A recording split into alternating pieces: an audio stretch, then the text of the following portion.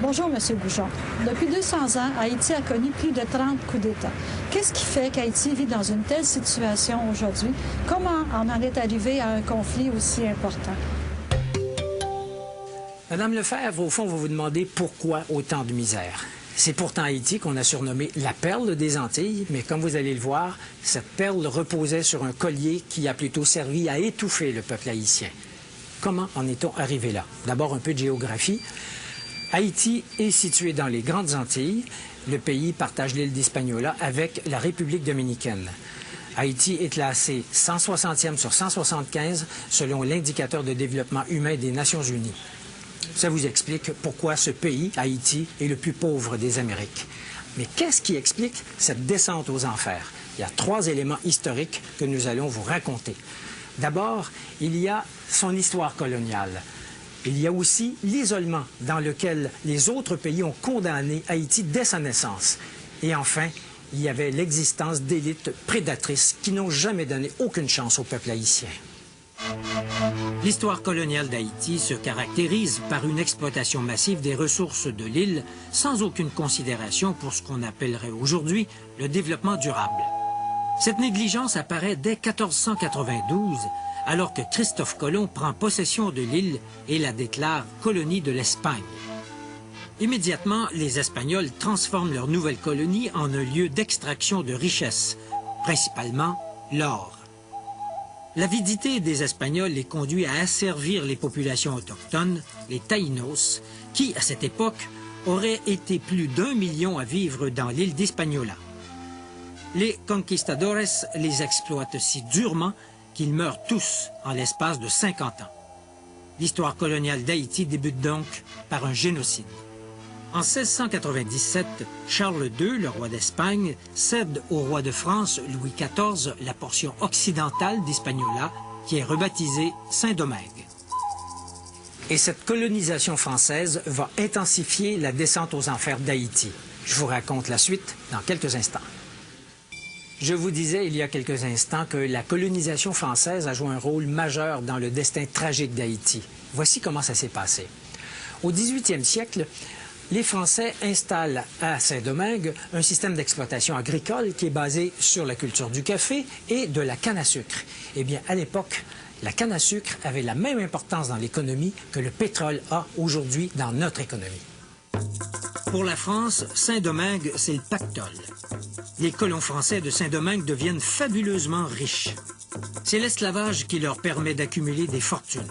Entre 1697 et 1791, les bateaux négriers amènent, principalement de l'île de Gorée au Sénégal, plus de 860 000 esclaves. Une fois arrivés de l'Afrique, ces esclaves subissent un régime d'exploitation d'une brutalité incroyable. L'esclavage fait également surgir les premières divisions au sein même de la population noire. L'affranchissement de certains esclaves, souvent des enfants illégitimes des maîtres blancs, donne naissance à une élite, les mulâtres créoles. Les mulâtres se sentent supérieurs aux esclaves noirs et ne partagent pas leurs intérêts. Arrive 1791. La Révolution française bat son plein. Liberté, égalité, fraternité sont des principes qu'on veut étendre partout.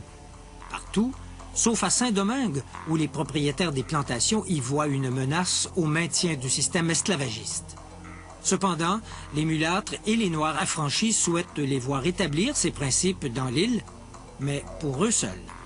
Un chef, Toussaint Louverture, déclenche une rébellion extrêmement violente.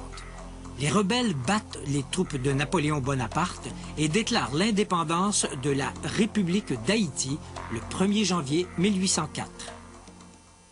Haïti, ou Haïti, comme on disait à l'époque, c'est le nom que les indigènes Taïnos donnaient à leur territoire. Ça veut dire pays de montagne. Mais le prix payé par Haïti pour acquérir son indépendance est absolument astronomique. L'économie du pays est dévastée. Haïti aurait peut-être pu s'en sortir si d'autres pays avaient accepté de l'aider, mais ce ne fut pas le cas. Au contraire, épouvantés par l'idée absolument subversive à l'époque qu'une république soit dirigée par des Noirs, les puissances de cette époque isolent diplomatiquement et économiquement Haïti. 2 exemples de l'isolement d'Haïti. Le Vatican n'établit des liens qu'en 1860 avec une république officiellement catholique, mais noire, Et il faut attendre 1862, en pleine guerre de sécession américaine qui provoquera l'abolition de l'esclavage, pour que les États-Unis reconnaissent Haïti. Quant à la France, elle refuse de reconnaître l'indépendance d'Haïti. Pour convaincre la France d'accepter son existence, le gouvernement d'Haïti est forcé de verser une compensation que le gouvernement du roi Charles X fixe en 1825 à 150 millions de francs or. Même si cette somme est ramenée à 90 millions de francs or, c'est un coût additionnel asséné à l'économie d'un pays déjà à genoux. Haïti honore sa dette qu'elle finira de rembourser en 1938. Pour se sortir du gouffre, Haïti aurait eu besoin que ses élites proposent un projet de reconstruction nationale. Or, ça n'a pas été le cas. La nouvelle classe dirigeante, qui est formée de mulâtres créoles et des rares familles blanches demeurées dans l'île, perpétue l'exploitation des classes laborieuses, tout en interdisant à ces classes laborieuses, qui forment la majorité, l'accès au pouvoir. Les gouvernements se succèdent d'un coup d'État à l'autre, mais une chose demeure, le refus de la classe dirigeante de partager le pouvoir avec le peuple. À ce cycle d'instabilité s'ajoute l'occupation par les Américains entre 1915 et 1934. Les Américains laissent aux Haïtiens un héritage empoisonné, une armée professionnelle haïtienne qui amplifie la répression. Arrive 1957. Cette année-là, un médecin noir, François Duvalier, joue sur le ressentiment de la population noire pour se faire élire président. Duvalier aurait pu inaugurer une ère démocratique dans le pays. Il ne l'a pas fait. Au contraire, il établit une dictature qui élimine avec férocité toute dissidence. C'est l'époque des tontons macoutes et de l'exil d'une partie de la population haïtienne, surtout les mieux éduqués. Son fils, Jean-Claude, qui lui succède, est renversé en 1986. Mais la vraie démocratie n'est pas pour autant instaurée. Depuis cette époque, la démocratie est fauchée chaque fois qu'elle tente de sortir de terre.